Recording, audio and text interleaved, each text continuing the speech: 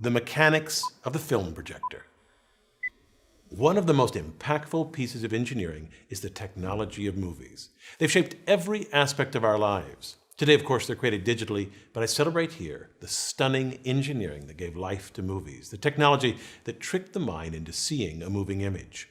Film came in many sizes, from the giant 70mm, popular in the 1960s for epics like Lawrence of Arabia, to 35mm used for most feature films, to 16mm for schools, and even 8mm used by home enthusiasts. The larger the film, the greater the resolution, of course. All worked with mechanisms similar to common 16mm projectors. I'll examine this Bell & Howell 1580 16mm projector built in 1979.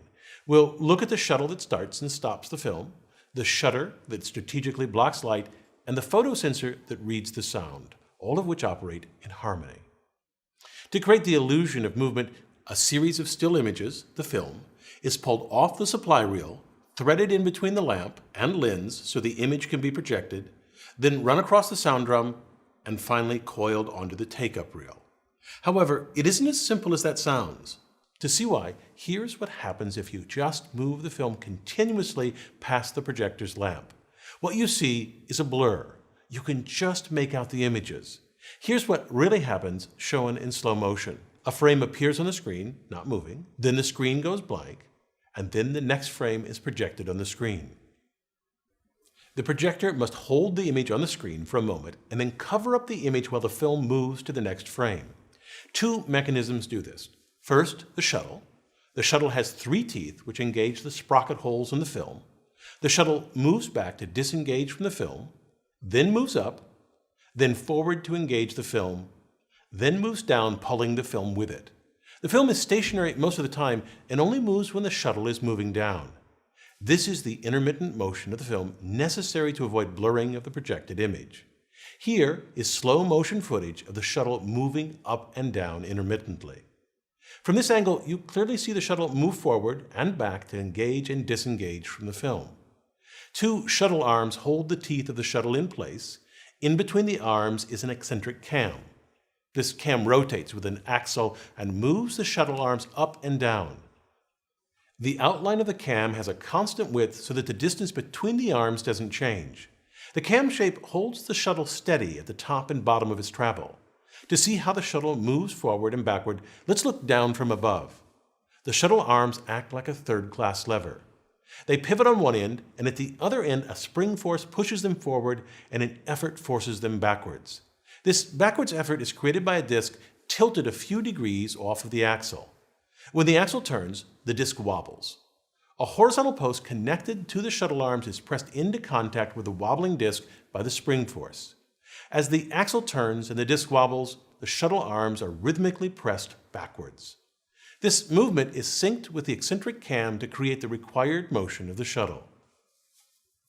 The shuttle transports the film so that it's stationary most of the time and quickly advances to the next frame. Though it is rapid, the film movement will still cause blur in the projected image. The blur is eliminated by a shutter. The shutter is a disc with a blade that protrudes from half the circumference. The other half is open. The shutter rotates once every frame and is synced so that the shutter blade blocks light from the lamp while the shuttle is advancing the film. This prevents the projection of film motion on the screen.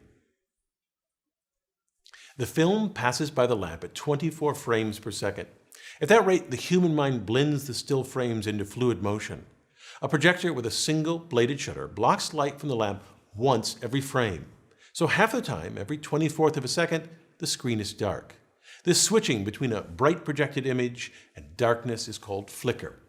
If the flicker occurs at about 60 to 70 times per second, the bright flashes fuse together and appear, to the human eye, continuously bright with no periods of darkness.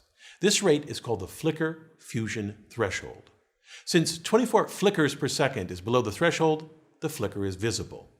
This flicker is the origin of the term flick as slang for movies. But modern film projectors don't have this problem. How did they fix it? Originally, shutters had a single blade that covered the advancement of the film with an open section that showed the picture. Modern shutters have 3 blades. The first blade covers the film motion. The second 2 blades block the light even when the film is stationary. They only serve to increase the flicker rate. The 3 openings allow the image to be projected half the time. Here I've labeled the 3 blades with 1, 2, and 3 dots. Notice that the shuttle moves downward only when blade number 1 blocks the light. The 3-bladed shutter is a simple and inexpensive solution that works well. The frame rate stays at 24 frames per second, and the flicker rate increases to 72 flickers per second, above the flicker fusion threshold, so the movie appears to move smoothly and without distracting flicker. This means if you watch a film in slow motion, you will see a single frame is flashed on the screen 3 times before the next frame appears. A subtle but important detail of film projectors is the film loop. The loop allows for 2 kinds of motion of the film, intermittent and continuous. The key is they happen simultaneously. The film must pause in front of the lens to project without blur, but must also move continuously for the proper playback of the sound. The top sprocket pulls the film from the supply reel continuously. A loop of slack film starts to form. This slack allows the shuttle to quickly advance to the next frame without tearing the film. A second loop of slack film at the bottom also forms. The bottom sprocket pulls the film continuously. This is important because it allows the sound to be read correctly. Sound in movies is recorded optically on the edge of the film. After the film runs past the lamp, it runs across the sound drum. To read this optical soundtrack, light shines through a tube with a slit. This concentrates the light on a small section of the film's soundtrack.